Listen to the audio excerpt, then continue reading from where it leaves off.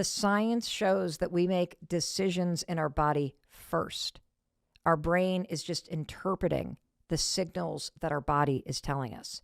And so much about making decisions that are right for you is about learning how to read the signals in your body, how to feel your way into it, and finding the courage to move in that direction, even though your brain might go, whoa, whoa, whoa, whoa, whoa, whoa, whoa. Everybody in your family went to you, Mish. What are you doing? Whoa, whoa, whoa, whoa, whoa, whoa, whoa. You can't transfer. What are people going to think? Whoa, whoa, whoa, whoa, whoa. Get a divorce? Are you crazy? We're Irish Catholic. People don't do that here. Whoa, whoa, whoa, whoa, whoa. You mean apply to nursing school after you're divorced? People don't do that. You can just do that? Yes, you can. And the more that you realize that there is so much magic for you to discover in your life, but it's going to require courage. And I'm going to prove to you that your instincts are always right.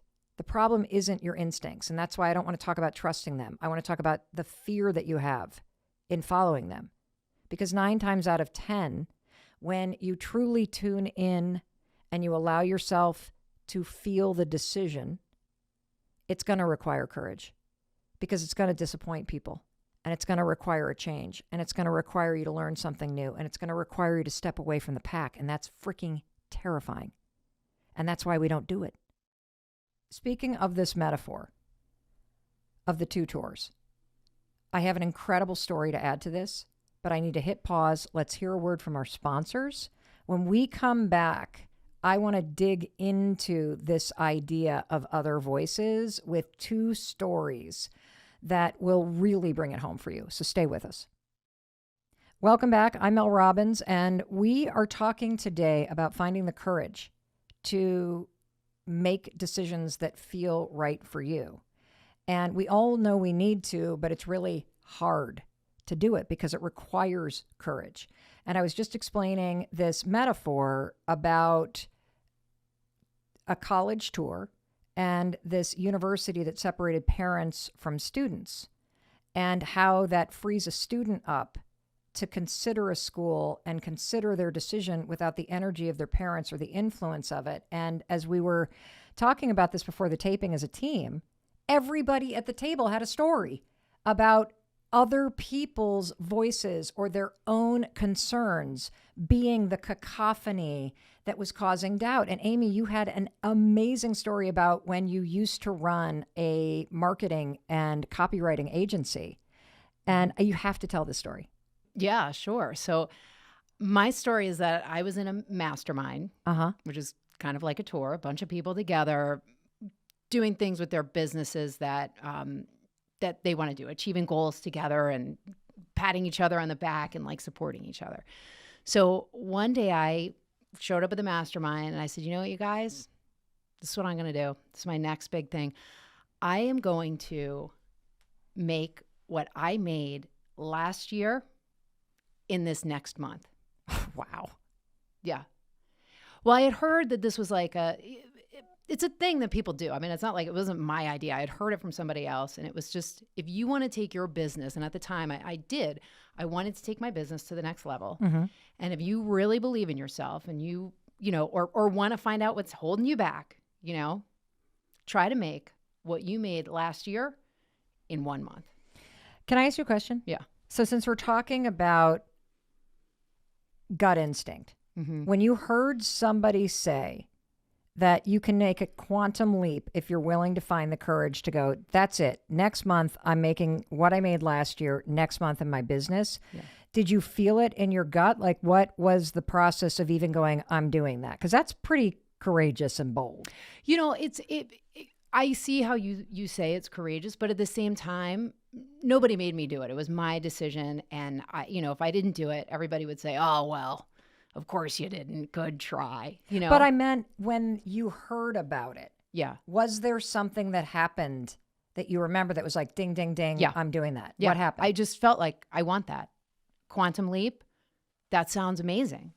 That sounds like living life. That sounds like I'm going to be in a different spot and that is going to change me. And I'm think I'm going to really love that. It's almost like, if you think about the tour analogy, it is like the future where he's like, no, come over here. Exactly. It really was. It was like, this is your next step. And it's a big one. Wow. Okay. Yeah. So you're running your copywriting and marketing business. Yes. You go into this mastermind. Yeah. All these people that are supposed to be supporting me. And what happens? And dead silence after I announced that.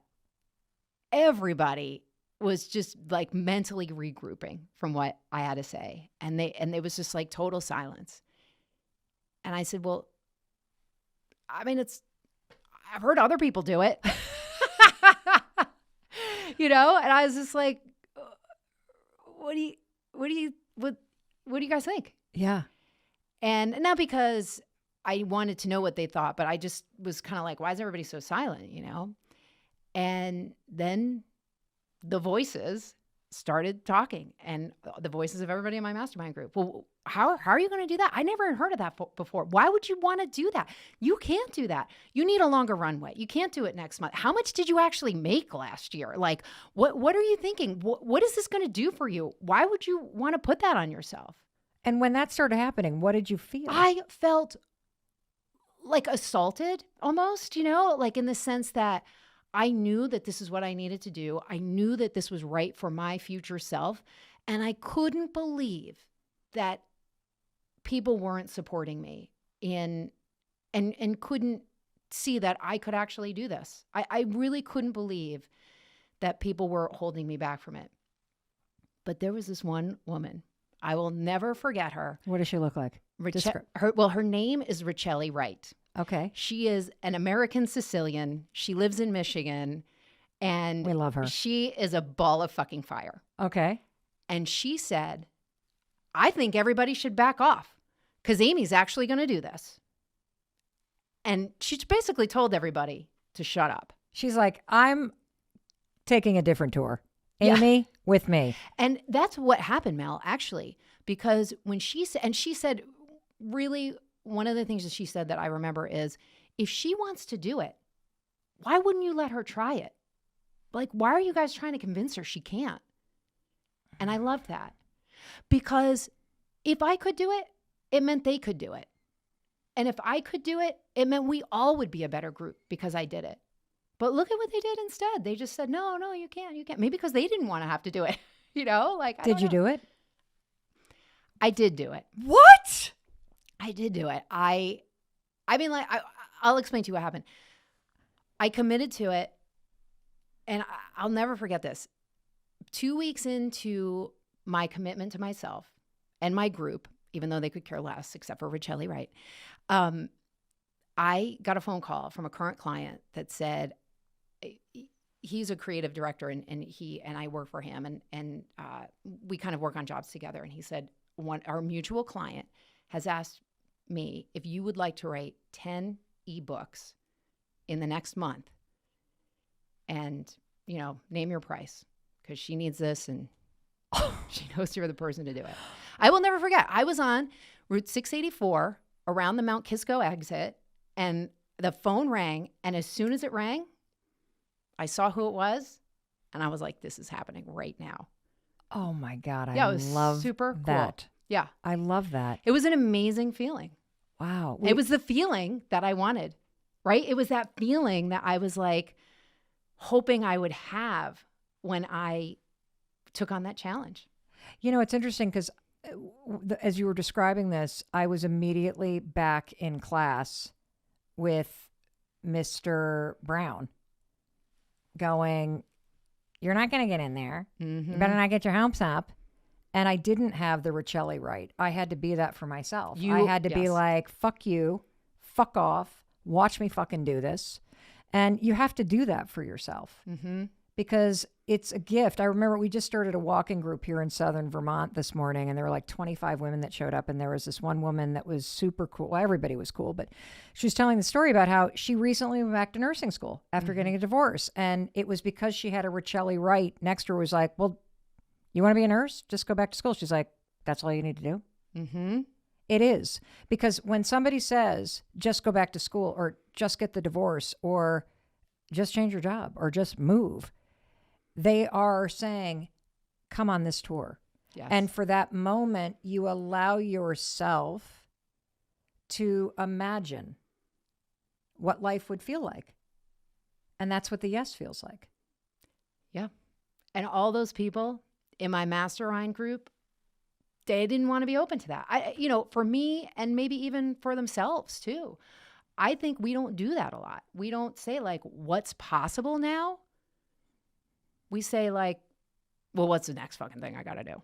It's so true. And that's why I love this metaphor of that moment of going on a college tour, because it is a moment where you contemplate very intentionally your next move. Mm-hmm. And we all have that opportunity in our lives at any moment. Yes. To basically go, okay, the tour I'm on is headed over here and it's these voices. And your story is about very loud voices chiming in, kind of the way I was with the annoying way on the Dartmouth tour. But I also can think about periods in my life where I was the annoying voice because my emotions were the emotions of all those people. But you can't, but you were going this way, but this is how we do things, but this, but that, but what are you going to do? But you don't know how to do that, but that. Like that was me during the entire experience of being in law school and being a young lawyer, knowing I don't want this. And yet being that negative voice for myself, like, but you can't do this, but that, but everybody's going this direction. But what are you going to do? You don't know what you're going to do. Then you better do this. And yet, you know. And here's the thing about life. I do believe that there is something specific that's meant for you. And I do believe that what's meant for you will not pass you by. But you will waste years, decades even, of your fucking life moving in the wrong direction because you will not slow down and tune into what you know is true. And you're afraid of it. You're afraid of it. That's why I keep saying it requires courage. And yes, you will ultimately end up where you need to go, but you can save yourself the headache, the heartache, and the breakdowns and the years that you will waste in the wrong direction. Do I regret going to law school? No, because it's a decision that I made, but could I have gotten where I am without it? Of course I could have. Of course I could have. And I didn't have to torture myself the way that I did. Right. And, if anything, I love this visual of the tour. I love the visual of like parents and, going off in one direction with their opinions and their agendas and like your mastermind group waddling off in that direction. Yep. And then there's another choice. There's the future you going, no. Come on over here. Come on over here and let's just take a tour of what life could look like. Doesn't mean it's going to happen, but I think in even finding the courage to allow yourself to imagine it. And that's the part that I was saying, when you were like, oh, that was really brave. It was like, yeah. And if it didn't happen, like you're saying, it doesn't even mean it has to happen. If it didn't happen, I would have still learned a lot. I would have grown a lot. And I would have known what it's like to feel the support of somebody like Richelli was for me in that moment. And that would have been great for me to know. And it would have been okay, even if I didn't make it. And I think that that's why I wasn't really that scared, because I knew that I would learn so much. And it did happen for me, and that was great. And I absolutely feel like it was a fast forward button that I pushed in my life. I love that. Oh my God, you have the courage to push fast forward. Fast forward. And of course, when I was in that fast forward moment, I had got a lot of work. I had to write those 10 ebooks. And then after that, I got a ton of work. And guess who I turned to when I had too much work and I needed to subcontract? Richelli. She was right there. Part of the success. Wow, I love that. You know? I love that. And still, like, she comes up in my feed sometimes, and it's like my heart just glows when I see her name, because she's behind me.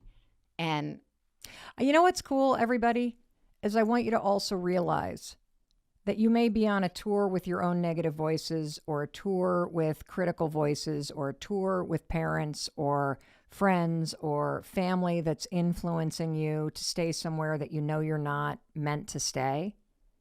The second that you break from that tour and you join your future self, you catch up to a tour of people that are on the same path. Oh, and I just got the chills when you said that, because that's what I always wanted from life, is like my people that I know that have the same vision, that I can support, that are supporting me. To me, that's really living, right? I always look around and say, like, I remember being in grammar school and looking at my class and being like, we're just random people in here. Like, we don't really belong together. In your family sometimes, right? Like, you're just random people.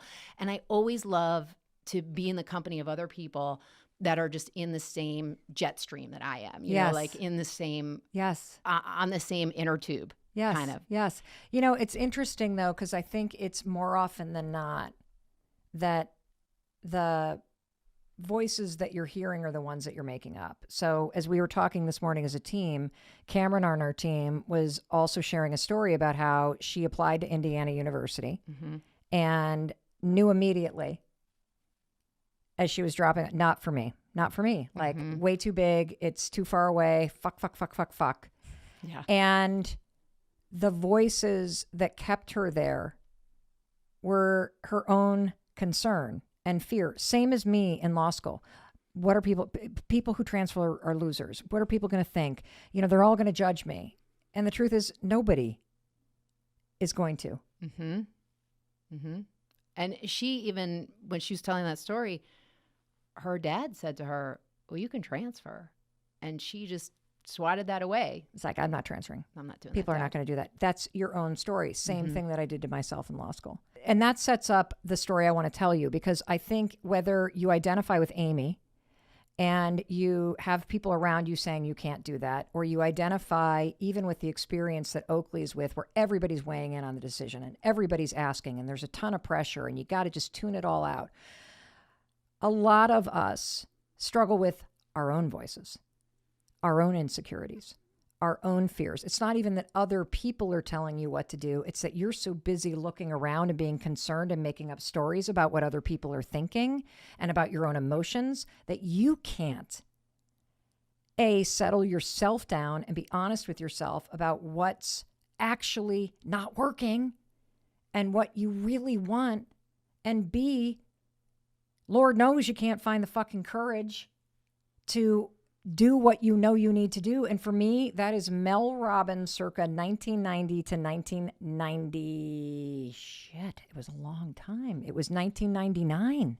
9 years of my life. I was on a tour listening to my own insecurities. And let me tell you what happened.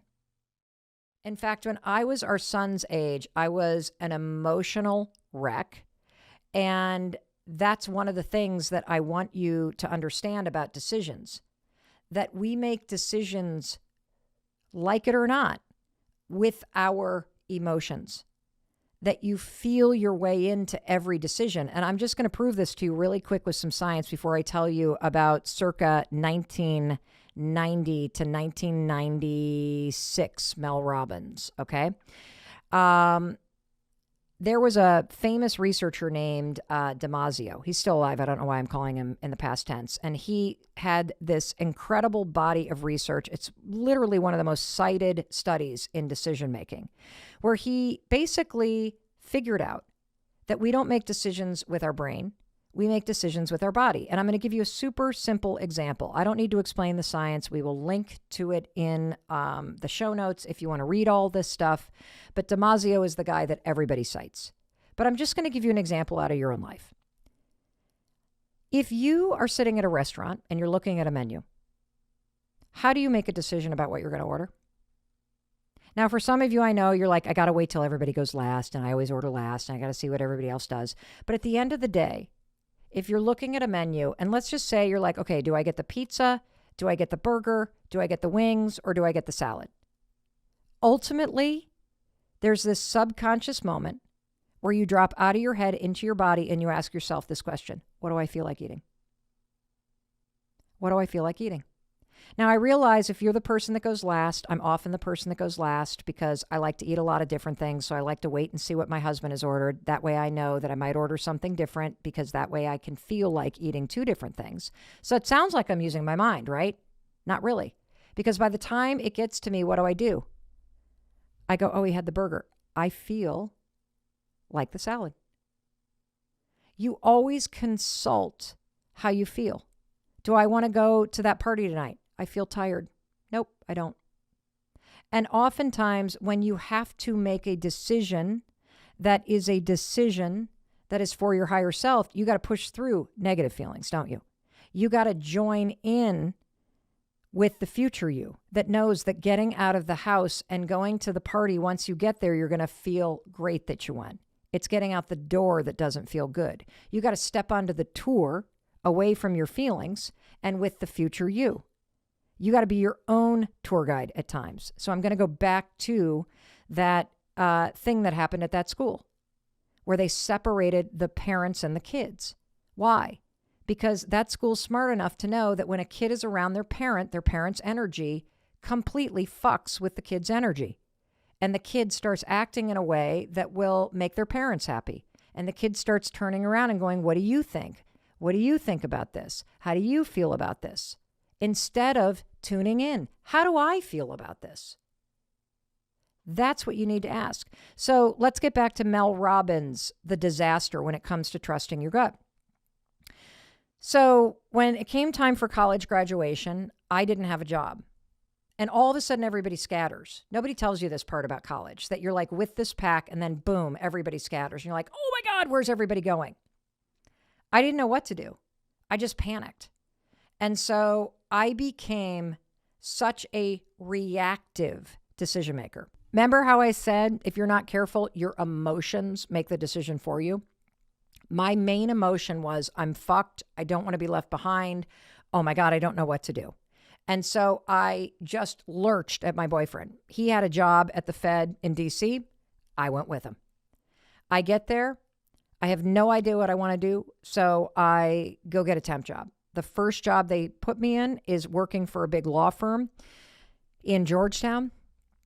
I spent the first 6 months of that job sitting in a windowless conference room in Georgetown, working on a class action lawsuit where a bunch of states were suing some garbage bag company that had claimed that their garbage bags were biodegradable. And apparently, according to these states, they weren't biodegradable. So I was part of this huge lawsuit as a just little, I don't even know what you call it. I was in a windowless conference room filled with boxes of paper. And I had in my hand this thing called a Bates stamp. And a Bates stamp is like, you know when you go and you travel somewhere and they like stamp your passport? It's the exact same stamp. But it numbers and dates paperwork. And I hand stamped boxes of paperwork every day, all day,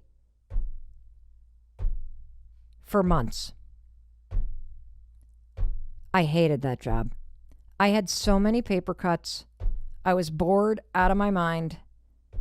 The only thing that I looked forward to is that if I worked 10 hours a day, they gave us $30 for dinner.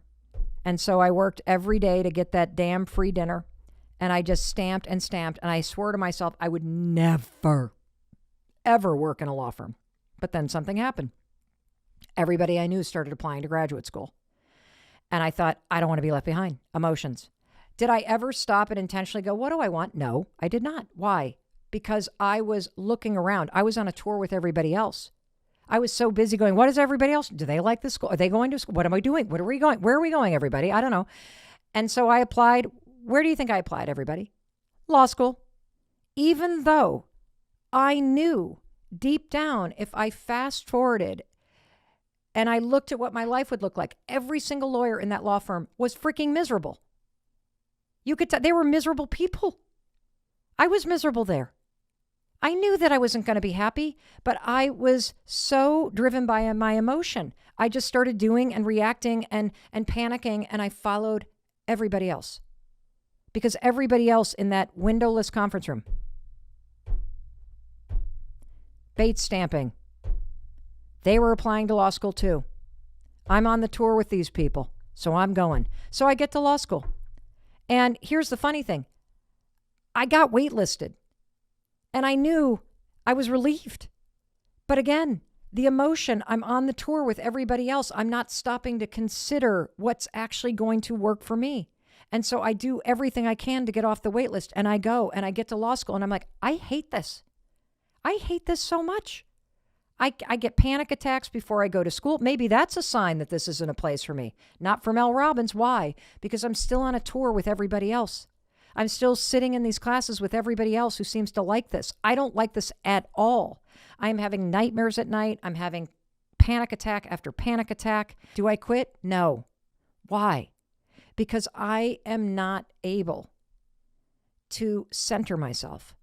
I am so overrun by emotion. I am so overrun by turning around and going, what do you think? What do you think? Should I quit? Should I not quit? What do you think? No, you should stick it out. No, you shouldn't quit. I don't know what I'm going to do. But here's what I did know. I knew that I didn't want to be a lawyer.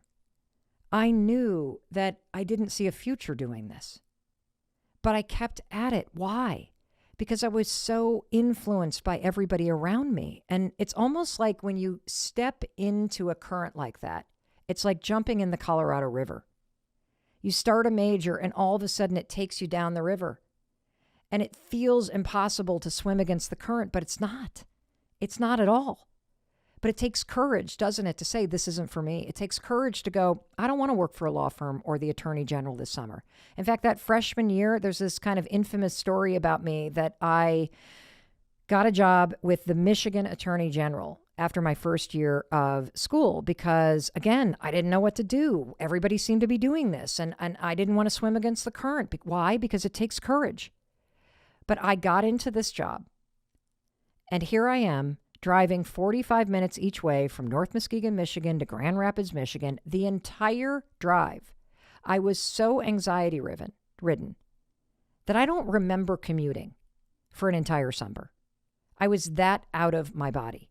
My whole body was like, no, no, no, no, no, no, no, you don't want to do this. I would go into the attorney general's office and I would sit and talk with the other interns most of the day.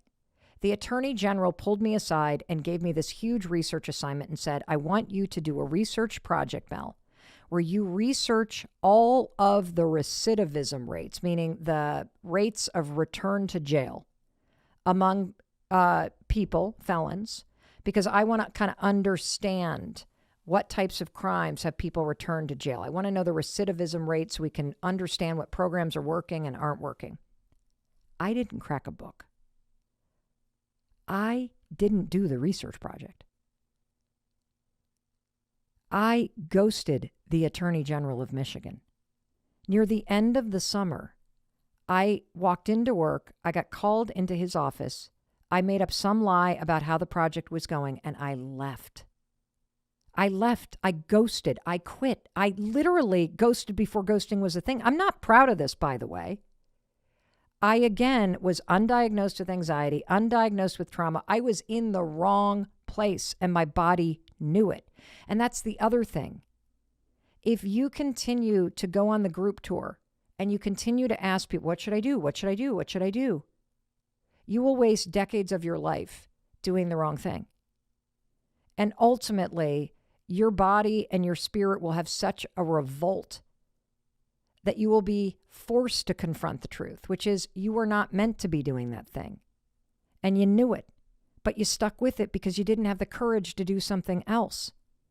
And ultimately, I didn't have the courage. I graduated from law school.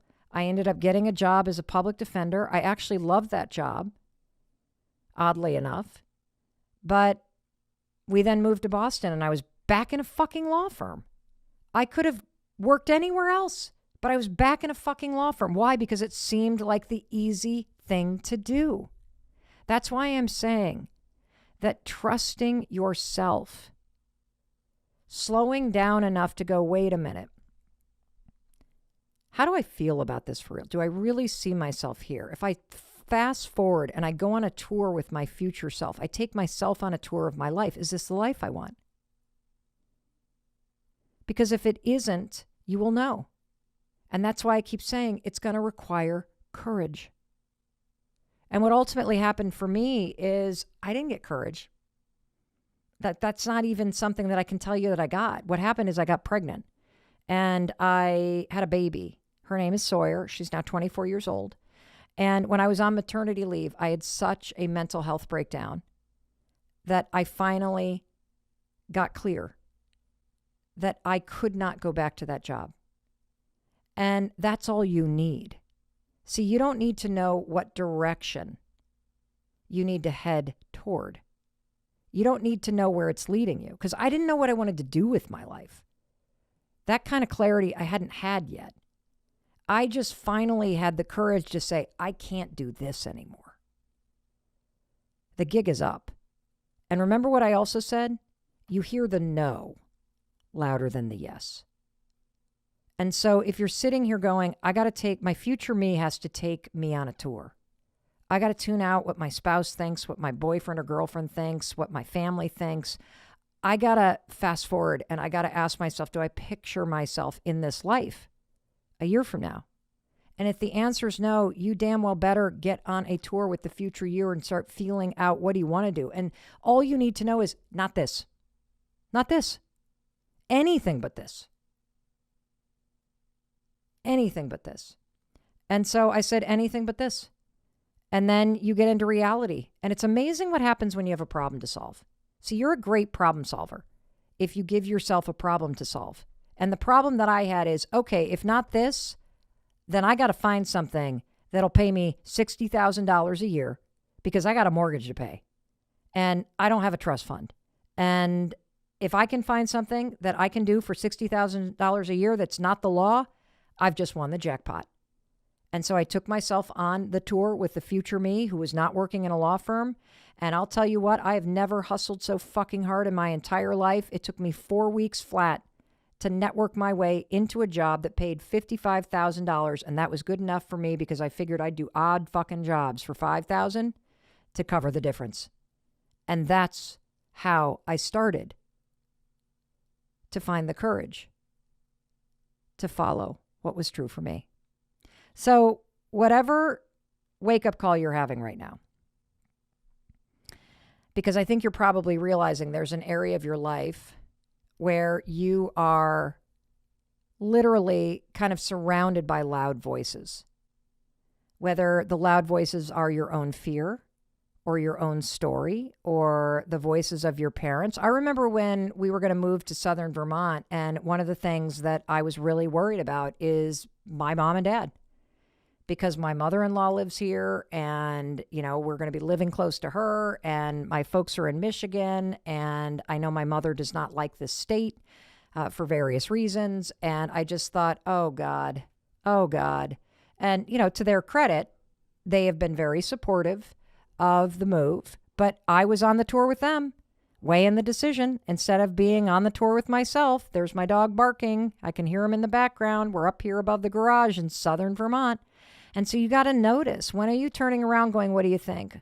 When are you realizing that you've taken all these other people on the tour with you when really you need the future you to go, no, come on over here.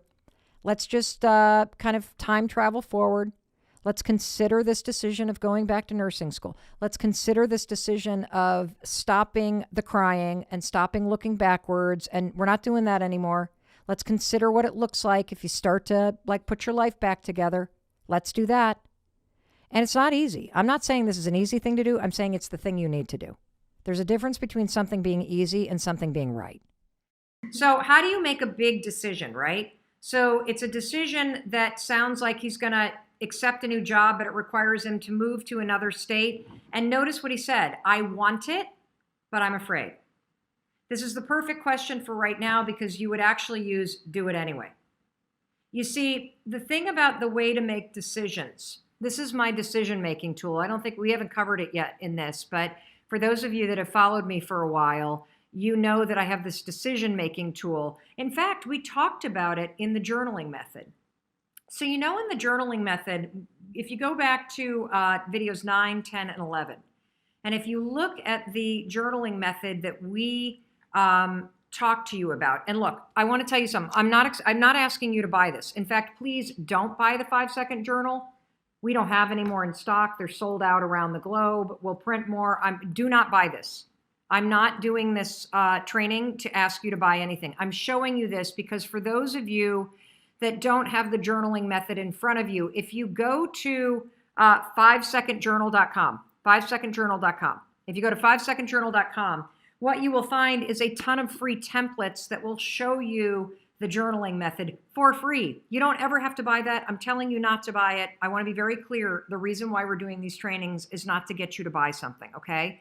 It's to help you learn how to reset your mind. So back to the question.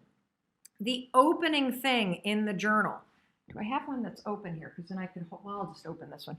The opening thing in the journal is a fuel gauge that has you tune in, and this is going to get to decision making, that has you tune in to how you're feeling energy-wise every morning. And so let me show you what that looks like in case you haven't seen those videos yet. So you see this little fuel gauge right here. Oh, can you see it on Instagram, Oak? Am I holding it up? Yeah, just like not that one. Yeah, there you go. Okay, Really there you go. So that fuel gauge is a visual cue to have you tune into your energy and to assess whether or not you are depleted and empty about something and heavy, or the other extreme is energized, full, expanded, open to possibility. And the reason why I ask you to do that first thing in the morning to assess your mood, to assess your energy, to tune in, is because there's established research that says that your mood in your morning impacts your productivity and focus all day long. And so if you can boost your mood in the morning, it has a material impact on your focus and on your productivity all day. And so we use it in the morning in the journaling method that I've taught you in videos 9 through 11. But when it comes to decisions, I want you to do the exact same thing. I get that you're scared. It's a change. I would be kind of surprised if you weren't a little nervous about doing something awesome, like moving to a new state and starting a new job and all the possibilities that come in with it. So if you're trying to make a decision, do I do this thing that's scary or not? What you do is tune inward and really assess, how do you feel about it? When you think about yourself living in this new place and having this new job and all the possibility and growth that comes with it, do you feel dead and depleted and stuck? Or do you feel energized and alive and full of possibility? You see, if the decision is something that will expand your future, that will create possibility, that will make you grow, then it is 1,000% something that you must do. And you must do it even though you're afraid. And the fear is a very normal thing. And the fear is there because you're about to do something new. But do not use the fear to talk yourself out of making a decision that actually is grounded in growth and possibility and energizing you. So that's how I make decisions, using the stuff that you're learning in the Mindset Reset. And again, you can go back to the journaling method on videos 9, 10, and 11. But if you have a big decision to make and you notice that you're afraid, or you notice that you're stuck up here, go in and ask yourself, does the decision deplete me, make me stuck, make me feel dead, make me feel heavy? Or does the decision, even though it scares me, even though it's hard, is there something about it that expands possibility and opens up my life and will give me an opportunity to grow? If you're in this camp, the answer is heck yes. If you're in the dead camp and the hell no, heck no, okay? Any decision can be divided into what do I need to do versus how and when do I need to do it. For the what, that is intuition. And by intuition, I use the word energy. And the way to answer any question for yourself personally that you don't immediately know the answer to is to ask this question: does it energize and expand my life, or does it shrink it? If it energizes and expands your life, the answer is hell yes. You should absolutely do it. That is what you should do. If the decision shrinks you or it deflates you, then the answer is hell no, you should not do it.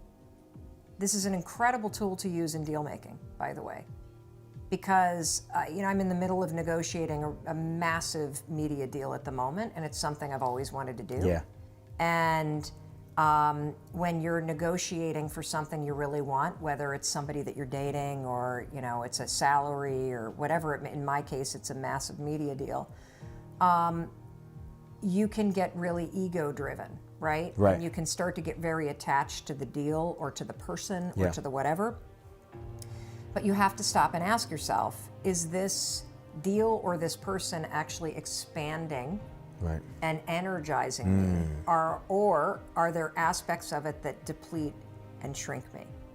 And if there's any aspect of it that depletes and shrinks, you either have to change that aspect of the deal or the relationship structure, or you have to say no. Period. Right. If you decide that, yeah, it energizes me and I really want to do it, then that's what you want. Next, you've got to think about the outcome, which is how and when you make it happen. If you want a different life,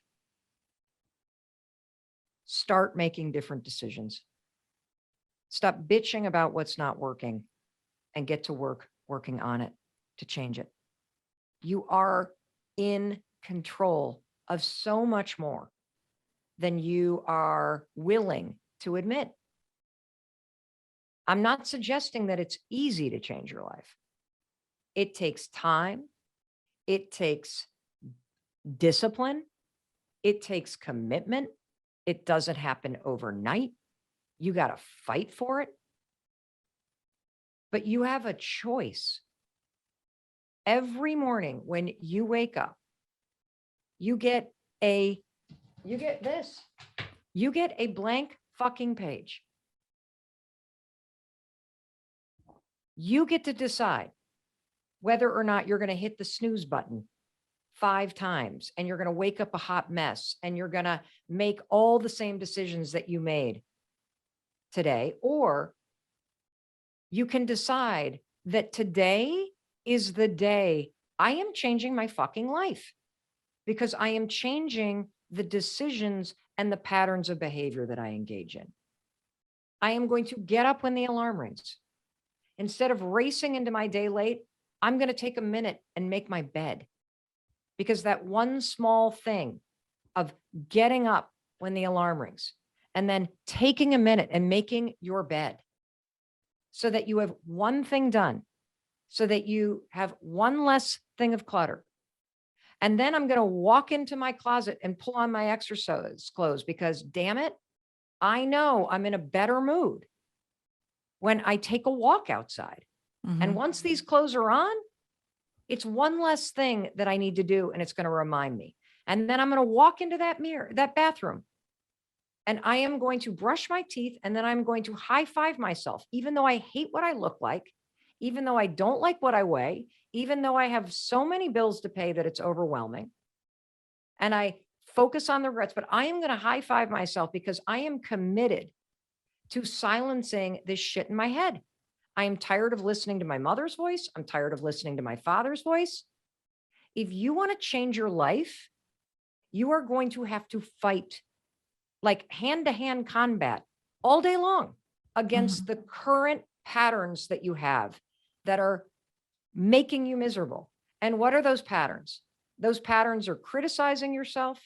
Those patterns are focusing relentlessly on the things you're doing wrong or the one thing you didn't get to on your to-do list. Those patterns are picking yourself apart. Those patterns are focusing on the things that are in your way and complaining about the excuses.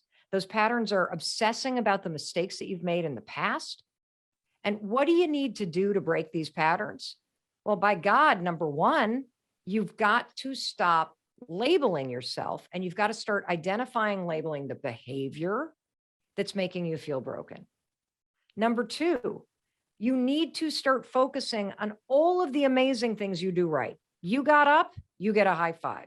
You made your bed, you get a high five. You brushed your teeth, you get a high five. You slapped some yogurt on that counter and those kids slapped it. You get a high five, man. You let the dog out today, you get a high five. You responded to one text and what? You get a high five. You need to start to focus on everything that you're doing right. Another thing you need to do, you need to stop obsessing about the past and look ahead and figure out what you want the future to look like. Because your future will not be different unless you make it different. And finally, you have got to start celebrating, supporting, and encouraging the woman you see staring back at you every morning in the mirror. Changing your life is one of the most important and challenging and difficult and profound things that you could ever do. And nobody's going to do it for you. You got to make a decision that you deserve to be happy. You can change these patterns of behavior and thinking that make you feel broken. And it begins with how you treat the woman in the mirror. What do you do when you don't agree with your kids' decisions? I feel terrible when I impose things to my kids, but I'm always confused on where and when to let them decide on things. Do you want to go first or do you want me to go first? I'll go first. I have a feeling I'm going to get kicked off this show. No, you're fine. It definitely depends on what the kid wants to do, you know? Like if the kid wants to go like smoke weed and drink alcohol, yeah, you should probably say something. Or like they want to change something major about their looks, you might want to like talk to them about why they want to do that. But like small decisions, I don't think you should like worry about them, you know? I mean, it really depends on the decisions, you know, like the question, like personally, I think okay, I'm not going to say I can't answer it, but it's like, it's kind of hard to wonder what decisions they're making because it could be any decision. Like, do they want to go hang out with their friends and you don't want to let them? Or like, are they trying to stay up late and you don't like that? Or is it like, are they trying to smoke weed in the basement? Like, yeah, it can be a lot of things. Okay, so here's how I kind of think about this. If it's destructive or dangerous, yeah, then you make the decision. Yeah, definitely. But otherwise, I think that your job as a parent is to help your kids become who they're meant to be. And the number one skill is self-awareness. And the only way your kids are going to learn how to make decisions is to teach them how to do it. And that always means that you're allowing them to make most decisions for them. And I'm talking teenagers here. And it also like when they face for like some bad decisions, you might like, if it's not too bad, this might sound strange, but if it's not too bad, then you might let them make it because YOLO. Stop. YOLO. The thing is that if a decision is like not too bad, but it can be a little bad, you might want to let them make it because you learn from your actions. And so if they come out of that being like, that sucked, like, why did I do that? They're never going to do it again. And if you stop them from doing it, they might want to do it. So here's what Chris is fantastic at. My husband, Chris, is fantastic at this. Instead of telling the kids what to do, he talks through the various options and the consequences of said options.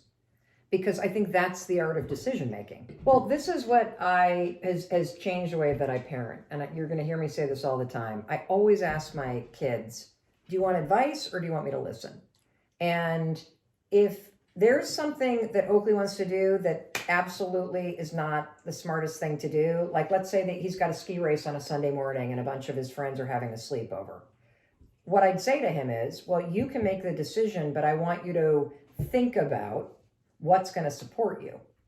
You could go there tonight and I could pick you up at 11 and you could sleep in your bed. And that way, when you wake up in the morning, you have to go to ski practice and have a big breakfast and get all your stuff together and schlep your stuff to the mountain, you're home. Or you could stay up until 3 o'clock in the morning doing God knows what, wake up in a puddle in the basement with a backache and have I don't know what for breakfast, get your stuff together and then have to like be late to like, which one actually sounds like the right thing for you? Mm-hmm. What would you choose? Stay at home. Yeah. See, it's like you also have next weekend to hang out with your friends. But you're coaching them on how to think through decisions rather than making the decision for them. It also doesn't help them because in the future, when they need to actually make big decisions, you spent your whole life making the decisions for them and they don't know what to do. And so then they'll be coming to you to make the decisions for them when you need to let them know that they're an adult now. Yeah, my theory about why so many kids have anxiety these days is because parents micromanage every aspect of their life. And if you cannot teach your kids how to face uncertainty or how to make a decision and know that even the decisions that you screw up, almost all of them are recoverable in some way. If you can't teach your kids that, you're going to cause anxiety in them. And so decision making and knowing how to make decisions and learning from your mistakes is one of the core skills about being a resilient, confident, self-aware adult. So I was walking with my husband, Chris, on the beach this morning. It was phenomenal to be able to take some time and just be in a quiet place. And my husband turned to me and said, "Geez, Mel, you are normally such a powerhouse. You are normally a woman on a mission. You have clarity. You are completely driven.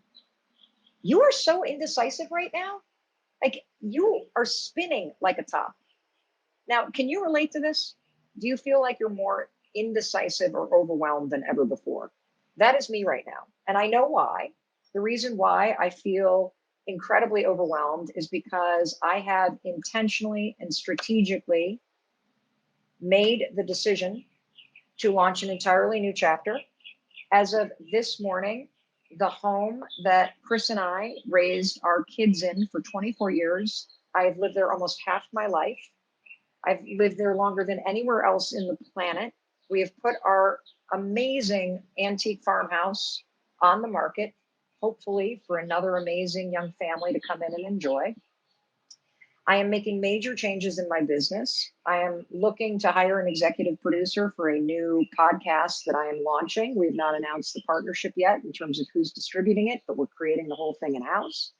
Looking for studio. Like I've just got all these exciting new things going on, big things. And I find that even when change is exciting, it's still scary. Even when you know that this big move that you want to make, this big goal that you want to achieve is something that you're meant to do. Even though you know it, it feels overwhelming. We found an incredible apartment in Boston and are negotiating right now a place. And I had nightmares last night about this apartment. Nightmares. Why? Well, because anything new, any change that you want to make is going to require you to literally end things in your old life. You see, I think that so many of us, there are two lives that we have. There's the life that you're currently living. And then there's the one that you're going to live next. Hello, whoever's flying that jet. I'm going to say that again. We all have two lives.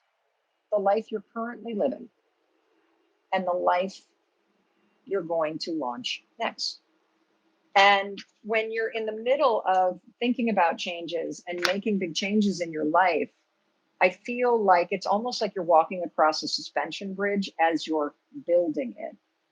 And so I have become so indecisive about everything. Like I noticed last night, I was trying to reach out to somebody that was recommended to me as a potential person to hire as an executive producer for this big podcast we're launching this fall in Boston. And I couldn't even get myself focused to write the email. Now, the reason why is because when you're on edge, when you're overwhelmed, when you feel stressed or scared about something, your nervous system kicks into a state of alert, and that impacts your brain's ability to focus. So what do you need when you feel that way? I'll tell you what you need. You need to hit the freaking reset button. You need to get your mindset back in check. You got to focus on the simple things that you can do every day to make yourself feel steady and secure and clear, even as everything is changing around you. Okay, so can I just slow you down? Yeah. Because what I just heard you say is that even going back a year, you got your first poor review, and you can feel that things are going like this. And that is a piece of data that's very important. And you said you were going to wait until June to see if they bring you back. And if they don't bring you back, then you're going to make a move to the mainland. Yeah. So here's what I want to unpack for you. Okay. I am working on a book on decision making. And I want to road test an idea with you. Okay. Because when I hear you say that things were going downhill, but you're going to wait until they decide, what I hear is somebody giving all the power to somebody else. Okay. And I believe that there are only two kinds of decisions that we make. We make what I call a noisy decision, or we make a quiet decision. And I want to teach you right now how to make a quiet decision. Okay. A noisy decision is the type of decisions that most of us make all the time. They are driven by the noise of what's going on around us, driven by the noise of fear, driven by the noise of anxiety, driven by the noise of pleasing other people, driven by the noise of being a good girl, driven by the noise of your self-doubt, driven by the noise of all the things that you do and have always done in the way that you've always done them. And then there's the quiet decision. And a quiet decision is one where you take a deep breath and you tune out all the fear and all the shit that everybody else is saying, and you go in here and you ask yourself, what do I want? And so let's do that right now. Okay. If you remove fear from the equation and you remove all of the noise and the doubt and overwhelm and everything you're feeling, don't worry about the how, don't worry about the when of whatever. I want you to just go right in here and get very quiet. Quiet enough so that you can hear your own voice for a second. What do you want?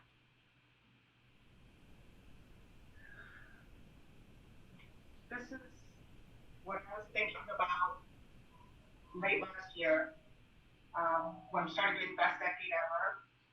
I started, thinking about that and things I wanted to come up with an e-commerce business.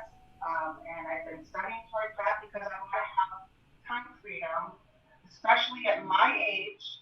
I'm 55 and I have two little kids that I need to support and, all the way through that. I love that they keep me, I don't know what I can do without that right now. But, so I want to have flexibility and time freedom. And I did think about this last one. I actually bought a property in my hometown that I grew up in. I took out a loan for the down payment out of my retirement account. And so can I ask you a question? Because here's what I hear. I hear you saying you want to pursue this side business and that you want to move. Yes, it's hard to be quiet, but I think it's the best thing. Okay, so listen. So when you tune out the noise and the fear, what do you want? Say it to me specifically without explaining why.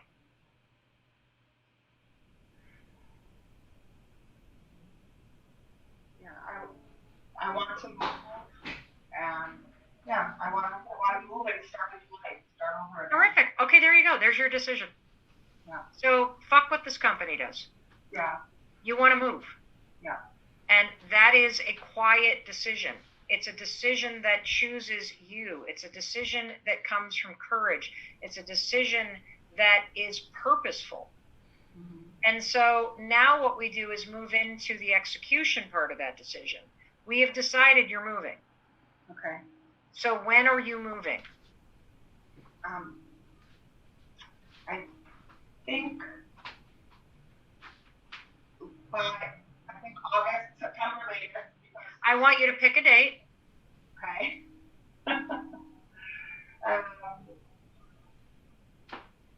I'll just say August August 31st. Terrific. August 31st, you're moving. Okay. You've just made a quiet decision. Now it's your job to figure out how to get it done and what steps to take when. Okay. What does it feel like right now to know that you've made a decision? In a way, it feels calm. In another way, like, I started going, okay, I have to do this, that's coming up for me, but it's also like, calm. I've been leaning towards this decision, but I have people saying, well, you're not going to give up your job. That's the noise. Yeah. So other people are making a decision not to do it for you. Mm-hmm. That's why you got to tune out the noise and tune into what you're quietly telling yourself. Yeah. And so you have just made a decision. Mm-hmm. You're going to move. Mm-hmm. And all I invite you to do for the next 5 days, you don't have to do anything. You've already, I'm sure, applied for unemployment. Mm-hmm. I want you to just sit with this decision. I want you to start to get excited about the decision. And starting this weekend, you can start making a plan to make the decision happen. Does that make sense? Yes. I always say you're one decision away from a different life. Mm-hmm. And that's because when you're swirling in uncertainty and self-doubt and confusion, one decision will cut through all of that noise that's keeping you stuck, and it will give you clarity, purpose, and confidence. And that's what you just did today. Good job, Heidi. Thank you. Madison has a question from our texting platform. I'm 24 years old. I still live with my parents for financial reasons. I love them, but they seem to disapprove of every decision I want to make. From my career to whether or not to move in with my boyfriend of 2 years, I struggle with always needing that okay from my parents. I don't want to disappoint them, and it constantly makes me second guess my decisions. How do I move past it? So how do you move past the fact that you have indecision because you don't want to disappoint your parents? This is a choice. You have to decide that you're going to change this pattern. I think a lot of us make the mistake of saying that our parents being worried about us is the same thing as our parents pressuring us. You see, there's a big difference between your parents being worried about your decision to change your career or worried about you moving in with your boyfriend and your parents being disappointed in you. You want to know the truth? Unless your parents are really fucked up, they're not going to be disappointed in you. They're going to love you. But the one thing no child can change is you will never be able to change the fact that your parents are always going to worry about you. What you can control is what you do with that worry. Do you turn your parents' natural worries that are never going to go away into pressure that you put on yourself to second guess yourself? That's the change you need to make if you're worried about disappointing your parents. This is your life.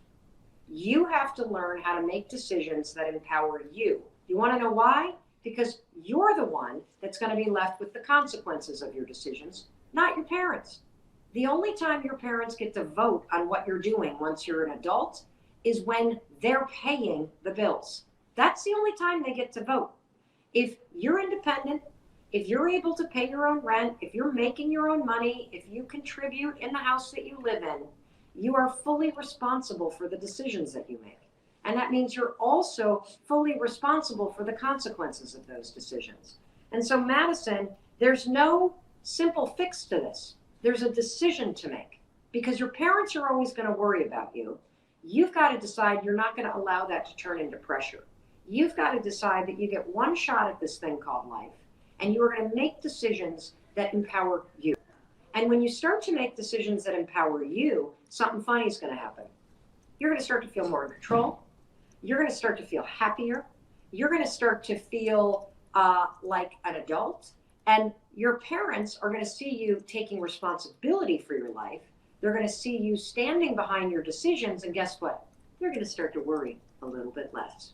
One of the things that I want to really focus on next, because Jay unpacks the 4 phases of attraction, dreams, struggle, and trust Mm. in the book, is I think my favorite rule, honestly, of all 8 is number 4. Your partner is your I guru. thought it would be. When you said your favorite rule, I was thinking it would be this Why did one. you think that it I would don't be? know. I just feel like obviously, you and Chris have such an incredible hard work based, like genuine, real relationship in marriage. And it's like, I think as you spend more time together, you start learning so much more through your partner and from your partner. And I don't know. I just felt it. It was intuitive. I was just like, Mel, yeah, I can see Mel being Chris's guru and I can see Chris being Mel's guru. Will you explain what that means? Because I think when you Yeah. first hear your partner is your guru, I didn't realize what it meant, because it Yeah. didn't mean what I thought it meant. Yeah.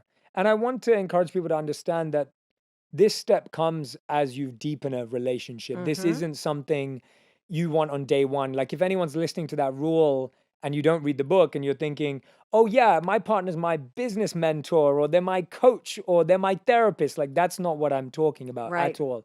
What I'm saying is that as you deepen your friendship, as you deepen your relationship, as you actually get to know each other better, your partner becomes the one person who exposes all your flaws, all your weaknesses, and all your truths to you without even trying. And I'll give a personal example of this.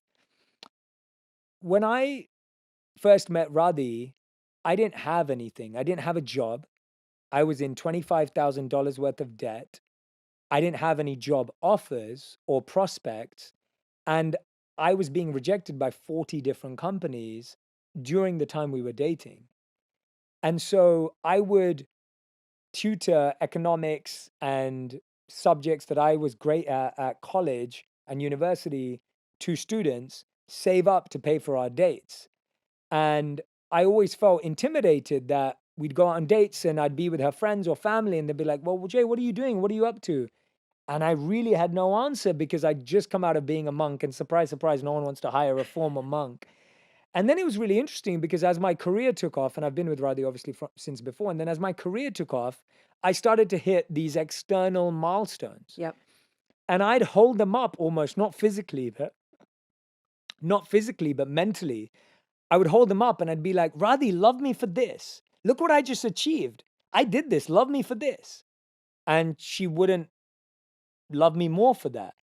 And so then I achieved something bigger and I'd be like, well, look at this. Look what I did. Look what I did for us. Look how amazing I am. Like, love me for this.